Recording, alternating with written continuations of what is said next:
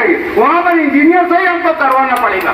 तो जिस फील्ड का जो माहिर है, मैं आपको यह बताना चाहता हूँ कि हम लोग एक आलिम को खो रहे हैं।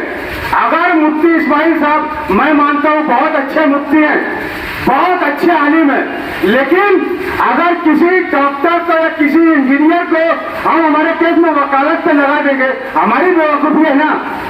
उसकी वजह ये अगर करना चाहे भी तो नहीं कर सकते। अल्लाह ताला ने हर एक को अलग अलग सलाहियत दी है, ये करना चाहे तो भी नहीं कर सकते, इनका असर नहीं पड़ता। मैं बताया ना कि बकरीद के त्योहार के ताल्लुक से सभी एमएलएस को बुलाया गया, इनको नहीं बुलाया गया। अभी करीब की बात है, पावरलूम सनत की बोका के लिए, पावरलूम सनत की तरक्की के लिए एक जायजा कमेटी बनाई गई। बताओ महाराष्ट्र में इचलकरंजी, येवला, भिवंडी, मालेगांव के अलावा इतना ज्यादा पावरलूम कहीं है क्या? मालेगांव शहर के एमएलए को नुमाइंदगी नहीं दी जाती, कितने शर्म की बात है। उसकी वजह ये हमारी गलती है। एक आलिम को उसकी जगह पर, उसका जो मर्तबा है उस मर्तबे पर उसको रखो। अगर किसी जगह सही परानी साहब को हम बहुत मानते हैं, अगर हम उनको बोलेगा भाई बिल्डिंग बनाने चलो तो बना सकते, वो चाहे तो भी नहीं बना सकती। पिछली बकरीद को आप लोगों को याद होगा, एक आलिम के लिए इस्लाम और दीन पहले है कि पुलिस का ऑर्डर और हुकूमत का वो पहले है।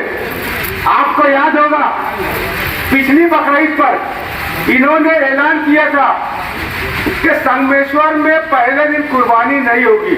बताओ तो सबसे ज्यादा अफजलियत कुर्बानी की पहले दिन है कि दूसरा और तीसरे दिन है। ये सिर्फ इसीलिए कि ये उन पर, हुकूमत पर, डिपार्टमेंट पर, ऑफिसरों पर छाप नहीं छोड़ पाते, और ये करना चाहे तो भी नहीं कर सकेंगे, क्योंकि जिस फील्ड में जिसको महारत है, अल्लाह ताला ने जिसको जो सलाहियत दी है, उस फील्ड में उनको काम करना चाहिए, उस फील्ड में उनको वापस भेजना चाहिए। दीनी और इस्लामी बात की अगर मैं बात करूं तो 2019 में जब आसिफ साहब और मुफ्ती इस्माइल साहब खड़े हुए थे आमने सामने, आपको याद होगा कि अबू आसिम साहब आदमी वीडियो क्लिप भेजे थे मालेगांव शहरियों के लिए कि यार मेरी पार्टी दूसरी है, लेकिन मुझे ही जैसा साथी वापस चुन के दो, मेरी ताकत बढ़ती है वहां पर। ये आदमी जो इसके अंदर सलाहियत है, इन्होंने असेंबली के अंदर बबांग पहल, जब जमातुल उलमा पर पाबंदी की बात आई, लाउड स्पीकर अदा न देने की बात आई, तो आपको याद होगा रिकॉर्ड है, इन्होंने जो नुमाइंदगी की, तो महाराष्ट्र के जो सेक्रेटरी थे गुलजार आदमी साहब, उन्होंने भी 2019 के इलेक्शन में इनके लिए भाई, हालांकि मुफ्ती इस्माइल साहब जो मालेगांव जमातुल उलमा के सदर थे, उनके खिलाफ आसिफ यही कौम मिल्लत के लिए सही नुमाइंदगी कर सकता है, ऐसा गुलजार आदमी साहब ने, जो महाराष्ट्र के जनरल सेक्रेटरी, मतलब जो जवान शनास है, जो कौम और मिल्लत की फिक्र करते हैं, जो इंसानियत को पहचानते हैं, लोगों को जानते हैं, उनकी सलाहियतों को जानते हैं, वो चाहे किसी भी मकतबे फिक्र से रहे, वो अपने खुद की तंजीम को छोड़कर आसिफ भाई को वोट देना चाहिए, ऐसा उन्होंने दिया था। आप लोग याद कीजिए। और रह गई मैं बुनकरों की बात, बुनकर बिरादरी ज्यादा 99% से क्या बुनकर भाई है, मुझे आप बताइए, हमने बुनकर समझकर, हमने अंसारी समझकर इनको वोट दिया था। ये बहुत अंसारी और ये बिरादरी बात की इस टाइम बात करते हैं। बताओ तो मुझे, देखो ना मुझे इब्राहिम सेठ से कोई गिला शिकवा है, ना मुझे मरहूम अपने नजमुद्दीन खजूर वाले से कुछ बोलना है, ना मुझे अब्दुल मालिक के बारे में कोई, मेरा यह बोलना है कि जब बुनकर के नाम पर तो अपने आप को करते बिरादरी आवाज चलाते हो, किसको मेयर बनाया आपने? बुनकर को किसको बनाया बताओ? मैं आसिफ भाई की बात बताता हूँ। अंसारी नाम से अगर आपको चाहिए तो आप देख लीजिए, इतना बड़ा हॉस्पिटल बनाए हारून अहमद अंसारी के नाम से, इनका नाम दिया हुआ है। जो मीटिंग है कारपोरेशन में मीटिंग का, साथी निहाल अहमद साहब, इन्होंने दिया है नाम। इन लोगों की मेहनत है। फिल्टर प्लांट, आयशा हकीम फिल्टर प्लांट, किसने दिया नाम? सिर्फ एक बुनकर के नाम से, एक बुनकर सर्कल का उन्होंने दिया। 2-2.5 साल पहले तरेगांव में उन्होंने बहुत बड़ा प्रोग्राम किया, बड़े बड़े डिजिटल बैनर बोर्ड लगाए, वहां पर उद्घाटन किया 8-8.5 लाख रुपए का। बुनकर सर्कल पता तो बना क्या? जब कुछ साथियों ने उनसे बात की, उनसे सवाल किया तो बोला मुस्तकिम डिग्नेटी ने पैसा निकाल के खाए। ये उनका बोलना है, मेरा नहीं है। मतलब चोर चोर मौसेरे भाव। बुनकरों के लिए इन्होंने क्या काम किया? अभी नईमुर रहमान सेठ मेरे सामने आकर बैठे, साइजिंग के मालिक। बताओ, जब एमएलए साहब शेख आसिफ साहब एमएलए थे, उस वक्त ग्रीन ट्रिब्यूनल की जानिब से 29 साइजिंगों को बंद करने का जब ऑर्डर आ गया, डायरेक्ट बंद करने का ऑर्डर आ गया, लोग मुफ्ती इस्माइल साहब के पास गए तो यार इसमें मैं क्या कर सकता हूँ, तुम्हारे पास मंजूरी नहीं, तुम्हारे पास ये मंजूरी नहीं, युवक यही मर्द आहन है। पुरानी तारीख में इन्होंने कारपोरेशन में बैठकर जो एनओसी मिलती है, पुरानी तारीख में इन्होंने साइजिंगों की करी। नईमुर रहमान साहब यहाँ पे बैठे हैं, इनका बोलना था जब सब 29 साइजिंगे पूरी, उनका कागजात पूरी किया गया, मंजूरी परवानगी सब हो गई। नईमुर रहमान साहब ने हमारे यूसुफ अंसारी साहब को बोला था कि अगर आसिफ साहब नहीं रहते तो आज सब शहर की सारी साइजिंग बंद हो जाती। बोला हमारे कारपोरेट, हमारे पवन लूमों का क्या हाल होता। तो काहे के आप बुनकर भैया, काहे के अंसारी, आपको अल्लाह ताला ने डिग्री दी है मुफ्ती की, आप वो हमको बहुत सारे मसाइल, हमारा माशरा कहाँ जा रहे, हमको फतवे की बहुत जरूरत पड़ती है। अल्लाह के वास्ते ये अति कर्मन यहाँ से छोड़ के आप वहाँ जाओ, हम एक आलिम को खोना नहीं चाहते। क्योंकि जब से मैं समझता हूँ 2 साल से करीब से प्रशासक बैठा हूँ यहाँ पर, कोई कारपोरेटर नहीं है मालेगांव शहर में, कोई मेयर नहीं है, कोई स्टैंडिंग चेयरमैन नहीं है। कानूनी ओहदे पर सिर्फ और सिर्फ मुफ्ती मोहम्मद इस्माइल कासमी साहब एमएलए बनकर बैठे हुए हैं। अभी जो कुछ भी जिम्मेदारी है कानूनी ओहदे पर हुई है। अभी 3 प्रभाग 3 है, इसाक मुंशी टाउन हॉल के बाजू में था, उधर का 5 कंदील पर लेके चले गए। मालूम है क्या आपको? हमारी माए बहनों को नल बराबर नहीं आता था, गंदा पानी आता, किसी भी किस्म की शहर के लिए गली पार करके वहां चले जाते। बता दो किसकी जिम्मेदारी है? कानून नोदेदार मुफ्ती इस्माइल साहब कासमी एमएलए के अलावा कोई है क्या शहर में? इनकी जिम्मेदारी है कि नहीं है? अभी पिछले साल जब घरपट्टी बात बढ़ रही थी तो आसिफ साहब हम लोगों को लेकर कारपोरेशन पहुंचे, मैंने इनकार किया, हमारी कोई जरूरत नहीं है, शहर में सिर्फ एमएलए जिम्मेदार है किसी भी किस्म का।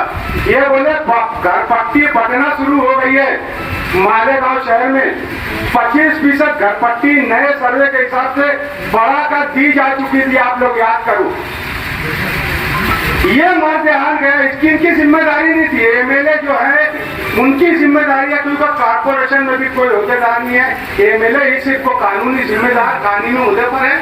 इन्होंने जाकर कमिश्नर के सामने बैठा और बोले क्या प्रभाग 1 में ये घरपट्टी का सर्वे हुआ क्या, रिवीजन हुआ क्या?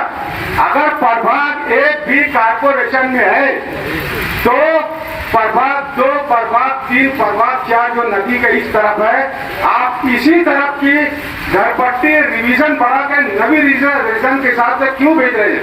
अगर ये चीज कानूनी है जो आप बोल रहे हैं, ये किसका काम था बोलने का? एमएलए साहब का काम था, आज वो है, इसका काम नहीं था। इन्होंने कानूनन पूछा कि मालेगांव कारपोरेशन में अगर कोई कानून है तो पूरा कारपोरेशन हद्दी में होगा कि नहीं होगा? कमिश्नर ने बोला पूरे मालेगांव में लागू होगा, कारपोरेशन की हद्दी में लागू होगा। इन्होंने कहा कि बताइए नदी के उस तरफ प्रभाग नंबर 1 में आपने कितना सर्वे करवाया है, कितने रिवीजन करके आपके पास आया है? तो बोले नहीं आया। फिर मालेगांव शहर में प्रभाग 3, 2, 3 और 4 जो नदी का इस तरफ है, उस तरफ आप नवे रिवीजन के हिसाब से क्यों नहीं घरपट्टी लगाकर भेजे? खबरदार बोले, एक कारपोरेशन में एक ही कानून चलेगा। हमको मालूम है दादा हुसैन जो के वजीर है, उसने नदी का उस तरफ का रिवीजन वालों को, कमिश्नर को दम दी थी कि खबरदार अगर इधर आकर नया रिवीजन किए, नई घर पट्टी अगर लगाए तो ठीक नहीं होगा। और उसके दम में डर के भालचंद गोसावी जो कमिश्नर यहाँ से जा चुका है, वो नदी का उस तरफ का रिवीजन नहीं करवाते हुए इस तरफ का रिवीजन करा रहा था। कारपोरेशन में जाकर एमएलए की बोलने की जरूरत थी कि नहीं गई, नुमाइंदगी उनको करना चाहिए लेकिन नहीं चाहिए कि एक कारपोरेशन में एक कानून चलेगा, प्रभाग 1 में आप रिवीजन नहीं करवाते, बाकी पूरे शहर में रिवीजन करवाकर नई घर पट्टी आपने खबरदार वापस लो, आपको नहीं तो यहाँ बैठने नहीं देंगे। शेख आसिफ साहब की नुमाइंदगी की वजह आप लोगों को याद होगा कि वो घर पट्टी वापस लेकर पुरानी घर पट्टी वापस दी गई, वही वसूली गई, घर पट्टी बढ़ी नहीं। तो आज मैं बोलता हूँ ये अगर कुर्सी पर रहकर किसी किस्म का कोई काम नहीं कर सकते और नई कोई बुनियादी सहूलियत दिलाने की बजाय जो बरस से हमको सहूलत है वो नहीं संभाल पा रहे, तो इतनी नाअहल और लाचार और इतने नाकारा एमएलए को हमको नहीं रखना चाहिए। मैं सिर्फ आपको प्रभात 3 की बात बताया। अभी आप कल वीर ना गए तक जाकर देख लीजिए बैंक ऑफ बड़ौदा में हमारे माँ बहनों और बुजुर्गों की ज़ईफों की कितनी गर्दी रहती है। ये उठाकर लेके जा रहे हैं बैंक ऑफ बड़ौदा सोए गाँव में। बताओ बेवाएं, हमारे माजूर बच्चे जिनको मानधन मिलता है, हमारी बेवाएं जिनको बेवा फंड मिलता है, जिन लोगों को पेंशन मिलती है, ऐसे लोग जो बुजुर्ग यानी 58 साल से ज्यादा हो, इन सब लोगों को जिस बैंक से मदद मिलती है वो उठाकर सोए गाँव में लेके जा रहे। भाई जो तुम नई कोई सहूलत तो नहीं दे रहे, जो पुरानी सहूलत है वो भी हमसे छीनी जा रही है। तो भाई मेरी आप सभी लोगों से ये गुजारिश है, मेरी अपील है कि आप किसी भी बिरादरीवाद में ना आए। बिरादरीवाद के नाम पे भी अगर आप देखेंगे तो इन्होंने ही काम किया है। अगर आप बुनकर और पावरलूम और उसके अलावा सैजिंग वगैरह का भी काम देखेंगे तो इन्होंने ही किया है। आप दूसरे तमाम काम जो इनके टाइम में इन्होंने बीजेपी गवर्नमेंट रहते हुए इन्होंने मंजूर करवा दी, अगर इनके अंदर ये सलाहियत है तो मेरी आप लोगों से यही गुजारिश है कि भाई अगर हमको बिल्डिंग बनाना है तो इंजीनियर सही बनवाना पड़ेगा। सही फारिन से बहुत अच्छे, बहुत बड़े दिल के हैं, बहुत माहिर है, लेकिन ऑपरेशन का काम लेकर वो कर पाएंगे। भाई इंजीनियर नहीं है तो हमारी बिल्डिंग बना दे। इसलिए जिसकी जहाँ पे जो जगह है, जो हैसियत है, मेरी आप सब लोगों से हाथ जोड़कर यही गुजारिश है कि बखुदा आप सही फैसला करें। जो हालात मुसलमानों पर, आज मुसलमानों पर पूरे हिंदुस्तान में जो हालात हैं, हमारे ऊपर जो महाराष्ट्र में हालात हैं, उसको मद्देनजर रखते हुए हमारी मुस्लिम अक्सरियती शहर है ये, यहाँ पर बहुत तासुब की नजर से देखा जाता है। तो ऐसे दबंग आदमी कोई आप लोग भेजो कि जो उनसे आंख में आंख मिलाकर बात कर सके, जो असेंबली में खड़ा रहकर उनसे दो तक मुकाबला कर सके। अभी आपको मालूम होगा नीतीश राणे मालेगांव शहर के बारे में क्या क्या उसने बोला मुसलमानों के ताल्लुक से। हमारे रोहिंग्या मुसलमान कौम यहाँ पर बता रहे हैं, यहाँ लव जिहाद होता है, यहाँ लैंड जिहाद होता है। उसके ये सब असेंबली में बोलने को कई गढ़ की खरीदी बिक्री यहाँ पर बंद हो चुकी है, मालूम है क्या आपको? लेकिन ये खुदा के बनते हमारे मुफ्ती मोहम्मद इस्माइल साहब खड़े के एक जुमला नहीं बोले कि ये गलत इल्जाम लगा रहे। मालेगांव के सेकुलर जहन रखने वाले मुसलमान है, भूख पे वतन मुसलमान है। हमारे मालेगांव शहर में हिंदू मुस्लिम कभी नहीं होता। हमारे वहाँ 2001 के बाद से कई बम बनाते हुए हम आपस में मिलजुल कर रहते, कभी फसाद नहीं होता। इनको उनका बोलने की जरूरत नहीं बोले, खुदा के बंदे ने नहीं बोला। वो बाहर पैतरी में बैठे थे शेख फारूक साहब के कारपोरेशन वहाँ की घर पट्टी बढ़ाई है तो अपने धूलिया की, आप लोगों ने देखा होगा वीडियो पर, धूलिया की घड़ी बढ़ने वाली घर पट्टी, कारपोरेशन से बढ़ी हुई घर पट्टी हुकूमत महाराष्ट्र रद्द करिए बैनर था, ये बाजू में जाके बैठ गए। अरे अल्लाह के बंदे, अगर आपको बैठना ही था आपको भी एक पैनल ले लेना था। वो तो हमारे आसिफ साहब ने वो हल कर लिया पिछले ही साल। पुरानी घर पट्टी, पुराना रिवीजन रद्द करवा के पिछले मरतबा भी आपको पुरानी घर पट्टी मिली थी, अल्लाह ने चाहा तो ये टाइम भी घर पट्टी पे। इनको क्या करना चाहिए था, इनको एक पैनल लेकर बैठने जाना चाहिए था। तो जो हमारे वहां पर पानी पट्टी हर 5% हर साल बढ़ती है, 806 से लेकर आज 2750 हो गई, हर साल 5 साल बढ़ गई। आज हुकूमत जो है ना इतनी मोहताज और मजबूर है।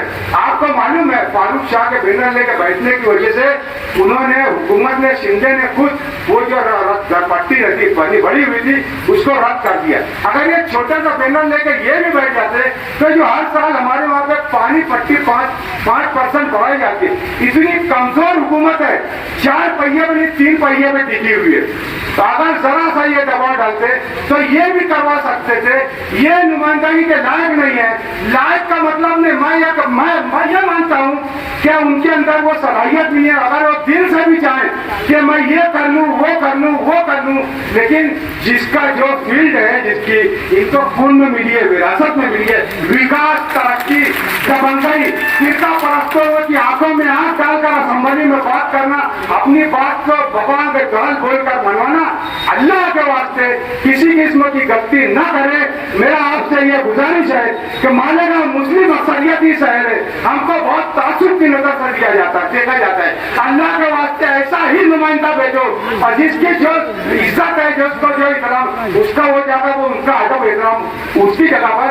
लेकिन जो हमारे ऊपर आज हिंदुस्तान में हालात है, जो मुसलमानों के ऊपर जो नए नए कवानीन बनाए, अल्लाह के वास्ते कौम मिल्लत की दुआई देता हूँ, हमारे आने वाले नस्लें हमें माफ नहीं करेगी अगर हमने यहाँ पर रोक टोक करने वाला और कौम मिल्लत के लिए दबंगई से लड़ने वाला आदमी अगर हम नहीं भेजा तो हमारी नस्लें हमको माफ नहीं करेगी। आज भी मालेगांव का शहरी अपने आप को ठगा हुआ महसूस करता है।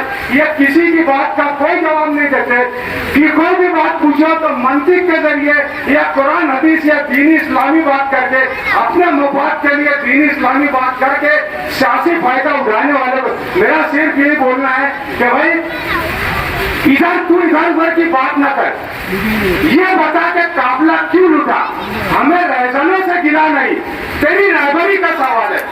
क्या तुम कहते हुए जो टाटा घुसे एकदम खुल्ला फिरका परस्ती के साथ रहता है, जब फिरका परस्ती के नाम पर शिवसेना का 2 टुकड़े हुए तो खुल्ला फिरका परस्तों के साथ, शिंदे के साथ हो गया। जो आदमी मिनिस्टर रहते हुए हमारे रंगीन जानवर किसी ट्रक में जा रहे, मिनिस्टर रहते हुए एक मिनिस्टर आगे गाड़ी लगा के और उसको निकाल के ड्राइवर को मार ठोक करता है, जो खुला फिरका पड़ता है, क्या है आपके अंदर, क्यों आप इतने सकते हो, आप क्यों उनसे इतने ज्यादा सकते हो। हमें ऐसे नुमाइंदे की जरूरत नहीं है। अभी कौम मिल्लत की दुआई देता हूँ, हमारे ऊपर जो हालात है मुसलमानों के ऊपर, जिस तरह के कवानीन बनाए जा रहे हैं, अल्लाह के वास्ते आने वाले इलेक्शन में शेख आसिफ को चुनकर वो भेजिए। यही गुजारिश करते हुए मैं अपनी बात खत्म करता हूँ। खुदा हाफिज, खुदा हाफिज, खुदा हाफिज, अस्सलाम।